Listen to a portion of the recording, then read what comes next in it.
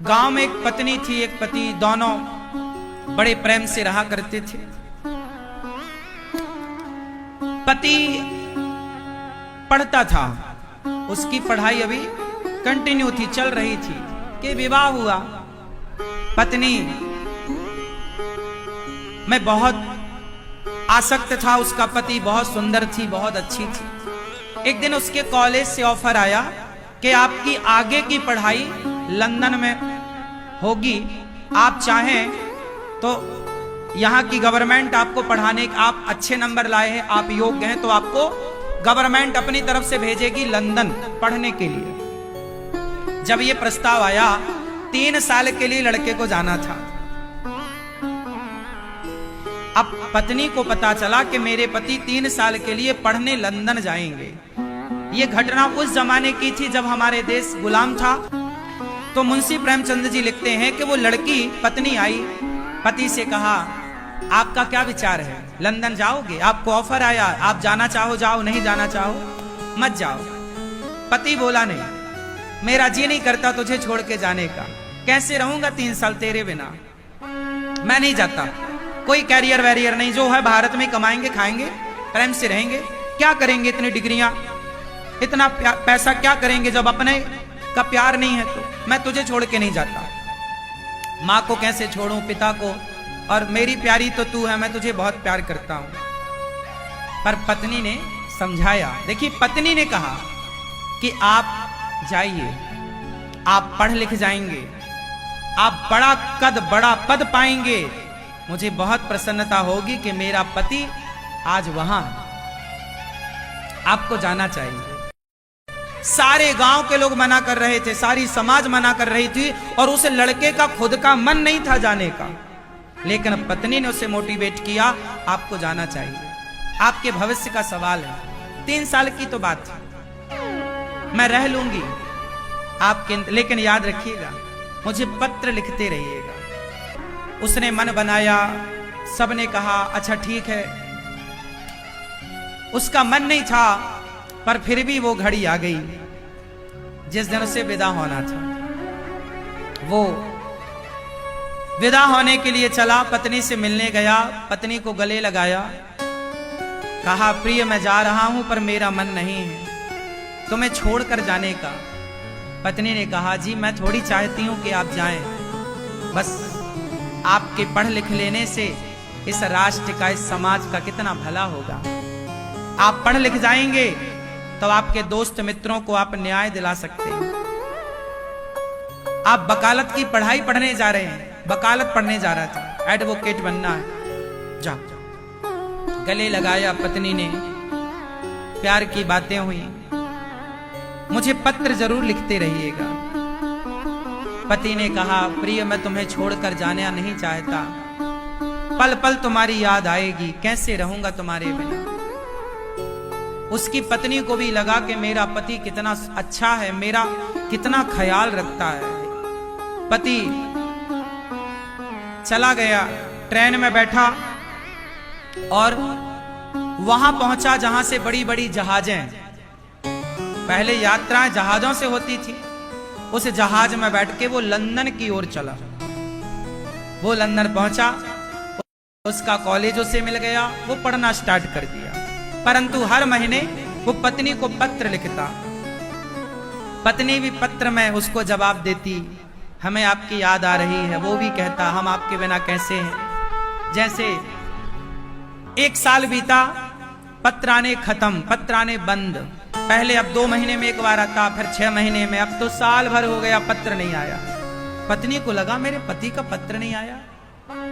अब जब पत्र नहीं आया तो ये भी पत्र लिखती तो इस पत्र का कोई जवाब ना आया, तो जब जवाब ना आए तो लिखने से क्या फायदा। पत्नी को लगा पत्र आते थे तब तो मैं जी लेती, 3 साल नहीं 6 साल रह लेती, पत्र नहीं आ रहे हैं। पत्नी को लगा कि मुझे जाना चाहिए। वो पत्नी अपने पति को पाने के लिए वो चली, लंदन चली वो महिला। गांव वालों ने रोका, ना ना मैं आ जाऊंगी, मैं पति को पाने जा रही हूं। वो लंदन पहुंची, एड्रेस तो उसको पता ही था क्योंकि उसके कार्ड आते थे ना, पत्र आता था तो एड्रेस था। अब वो जैसे लंदन पहुंची तो वो जैसे ही पहुंची उस कॉलेज के सामने, क्योंकि उसे कॉलेज पता था मेरा पति इस कॉलेज में पढ़ रहा है। जैसे ही पहुंची तो उसने देखा कि उसका पति सामने से आ रहा था। उसे लगा गले से लगाऊं, लिपट जाऊं, लेकिन ध्यान से देखा तो उसके बगल में कोई स्त्री और थी, एक लड़की थी, और वो लड़की का हाथ पकड़े जा रहा था। उसने तो ध्यान नहीं दिया, पर इसने तो देखा। अब ये वहीं पर किराए का कोई घर लेके ना आसपास रहने लग गई और वॉच करने लग गई, देखने लग गई। उसको लगा मेरी आंखों ने धोखा देखा होगा, पर रोज उसी लड़की के संग आता, कॉलेज उसी के संग जाता। अब ये वहां लंदन में क्या करे, तो इसको सिलाई आती थी, तो इसने भारतीय ड्रेस बनाना स्टार्ट कर दिया कि भाई कुछ तो खाने को चाहिए ना, तो इसने सिलाई करनी शुरू कर दी।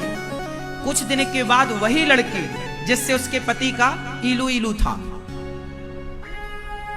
वो लड़की आई और बोली, बहन वो अगले हफ्ते मेरा ब्याह है, तो तुम मेरा लहंगा बना दोगी क्या, भारतीय ड्रेस सिल दोगी क्या? हाँ हाँ क्यों नहीं, मैं सिल दूंगी। अच्छा, ये जानती थी कि यही वो लड़की है जिससे मेरे पति का चक्कर है, पर ये बहुत धैर्यवान लड़की थी। इस लड़की ने कहा कि आपका ये जो पति है, शादी इसी से होने जा रही है। वो नाम बताया, हाँ हाँ सुभाष उसका नाम था, सुभाष से आपकी शादी हो रही है? हाँ हाँ, बहुत इंटेलिजेंट है, मैं तो देखो कैसी हूँ, सांवली हूँ, वो बहुत गोरे हैं, सुंदर हैं। तो इसने कहा कि उन्होंने कुछ बताया नहीं क्या? अरे आज के लड़कों को परख लेना चाहिए, शादी वादी कर ली है पहले के नहीं। उस लड़की ने कहा, नहीं नहीं मेरा पति बहुत अच्छा है, बहुत अच्छा है, 7 दिन बाद मेरी शादी है, क्या तुम मुझे ये दोगी सिलकर? हाँ हाँ। अब बेचारी वो अपना मन लेके उसके पति की होने वाली पत्नी का लहंगा सिल रही है, सिल रही है। अब मन तो दूसरी महिला में चला गया। शादी की घड़ी आई, उसने लहंगा सिल के दे दिया और शादी की उसने कहा, बहन मेरे ब्याह में जरूर आना। उस लड़की को पता नहीं कि इसके पति से मेरा ब्याह होने वाला। लो भैया, ये शादी में गई और शादी में जाके देखा तो उसका पति बैठा मंडप पे, उस लड़की के संग उसकी भांवर पड़ रही है, फेरे पड़ रहे हैं, शादी वादी हो गई। वो लड़की अपने कमरे में आई। अच्छा, जिसका ब्याह हुआ वो इसके ना दोस्त बन गई, दोस्त, फ्रेंड। तो उसने कहा, मेरा लहंगा सिला है, चलो हमारा ब्याह हुआ है, वो भारत की एक लड़की है, चलो हम उसे लड्डू देकर आते हैं। तो वो अपने पति को लेकर उसके पास आई, दरवाजा खुलवाया इसने। दरवाजा जैसे ही खोला, उसके पति के हाथ से लड्डू का डिब्बा गिर गया। उसकी पत्नी ने, दूसरी पत्नी ने पूछा, डिब्बा कैसे गिर गया? तो इसने मुस्कुराते हुए कहा, बहन नई नई शादी है ना, ऐसा झटका लगता रहेगा। आओ, अंदर बिठाया, चाय पिलाई। उसने नहीं बताया कि ये मेरे पति हैं।